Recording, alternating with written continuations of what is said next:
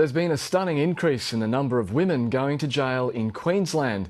While male prison numbers have been fairly stable, the number of women inmates has jumped 16% in 4 years. For Indigenous women, it's a staggering 41%. To discuss ways of tackling this growing problem, I spoke to Cilla Collins from the National Aboriginal and Torres Strait Islander Legal Service and Canadian lawyer and activist Professor Sharon McIver. Cilla Collins, the prison population is rising across the country, men, women, but particularly with women. Why is that? Look, what we have in the whole of Australia, it's always tough on crime, tough on crime. So what happens is when women are coming to court, there are a lack of alternatives. So there's lack of home detention, lack of community work orders. So what they're doing is, that's your alternative, it's jail. And it's particularly high among Indigenous women. Is there a separate set of circumstances that explains that? Look, unfortunately, Aboriginal people are the most visible. So they're the ones who, you know, they're homeless, so they're out on the street. You know, in the Territory, we have 20, 30 people in a single house, so it draws attention. So unfortunately, our mob are the ones who are the most visible, and they're the ones targeted by the police, and they're the ones, you know, being pumped through the court system. So I understand you're trialling, or you've got a system there called Through Care. Can you just briefly explain what that is? Yeah, look, we have a program in the Territory called Indigenous Prisoner Through Care. So we will case manage prisoners 6 months leading up to their parole date. So within that time, what we do is we look at making sure that they're completing their rehabilitation programs, if there's any issues in the communities that need to be addressed.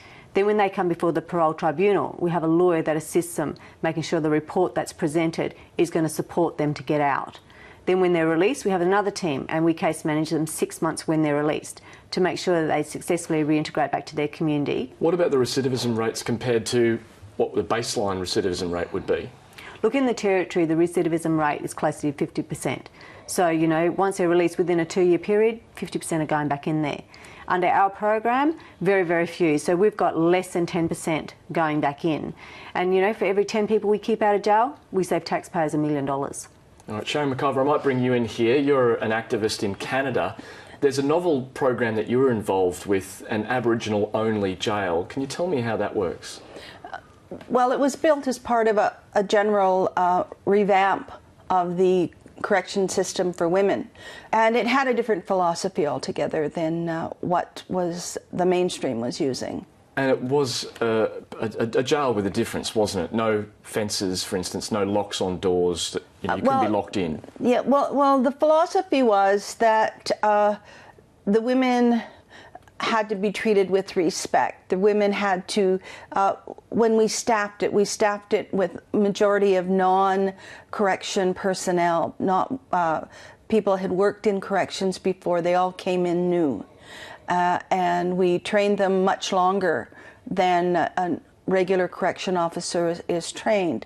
And we gave them history, Indigenous history and the colonial history and all of those kinds of things to let them understand what was going on with the women.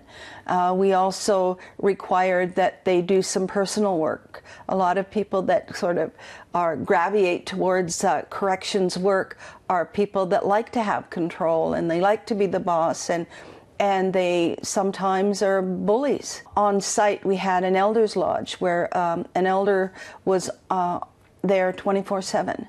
And we also had elders rotating in from different areas because the women came from different areas. We had a area down below near the water where was a sweat lodge area so that you could have the sweat lodge ceremonies. It was in the middle of the Nittany Indian Reserve, and the Nittany people have their Sundance ceremony in the summer.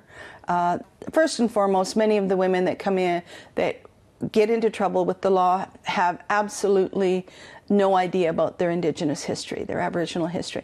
They don't know the colonial effect, what the colonial effect has done to them, and how they were robbed of that ability to know who they were through the colonial system. And so a huge piece in getting them to understand who they were and what was wrong, why they were where they were, was actually giving them that information. This healing centre idea, this sort of alternative jail that was set up, what was its figures on recidivism and the effect on reoffending? Well, when I left in early 2005, the latest report had us with a zero recidivism rate. Zero? Zero. None? Yes, none. And what about cost? Was it more expensive than the other federal penitentiary? Actually, it wasn't, because we didn't have we didn't have the fencing. We didn't have our staff was very low. We had 30 staff. For how many inmates? We could accommodate 40 women, but in comparison to the high tech that all of the others went, it wasn't as expensive. Now, the obvious counterpoint that some people at home will make is that this is personal responsibility. Don't commit a crime, you don't go to jail. What would you say to that point of view? Oh, look, if only it was that easy. You know, why don't you live in the Territory and you live in a community that's 1,000 kilometres away? You have access to no services. You speak English as a third or fourth language. You've had a whole heap of police, you know, imported into your community. You don't understand the law because you've lived in a cultural environment, and then you're charged with an offence. You're sent to court. You don't even speak English, so you don't even know what they're talking about in the first place, and you're being locked up. Now, I don't think that's... How can anyone take responsibility for that? How about just delivering basic services to these people in the first place to support their needs and provide them with essential services? And it's typical for people to say that. People can go out and say, well, you know, it's your personal responsibility. No, I'm sorry. How about getting rid of mandatory sentencing so when people are taken to court, they can listen to the leading up evidence as to why people came in contact with the system in the first place? Politicians shouldn't be handing out sentences. Okay, well, unfortunately, we're out of time, but Sharon McIver, Scylla Collins, thank you very much for joining 7:30 Queensland. Okay, thank you.